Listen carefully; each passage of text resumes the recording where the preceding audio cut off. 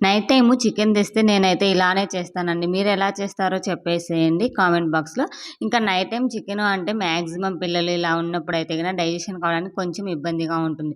So, ఎక్కువ మసాలాలు ఇవన్నీ ఏమి యూజ్ చేయనండి. ఓన్లీ కారం పొడి, ఉప్పు, పసుపు అండ్ అల్లం వెల్లుల్లి పేస్ట్, గరం మసాలా కూడా వేయను. ఓన్లీ ధనియాల పొడి మాత్రమే వేసేసి కాస్తంత లాస్ట్‌లో ఇంక దగ్గరకు అయిపోయిన తర్వాత లాస్ట్‌లో కొంచెం మెంతి కూర యాడ్ చేస్తాను. అప్పుడే చికెన్ అనేది చాలా టేస్టీగా వస్తుంది.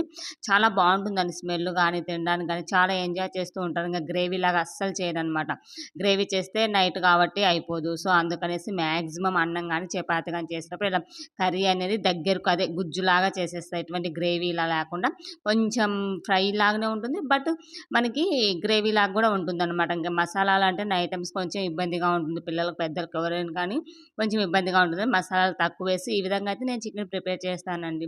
మీరెలా చేస్తారు ఏంటి అనేది నాతో షేర్ చేసుకోండి ఫ్రెండ్స్. ఇంక చూసారు గదా! వేడి వేడి అన్నంలో ఈ చికెన్ వేసుకొని తింటుంటే ఇంకా ఏముంటుందిలేండి. దగ్గర దగ్గర 10 డేస్ బ్యాక్ వీడియో అండి. ఇప్పుడైతే అప్‌లోడ్ చేస్తున్నాను.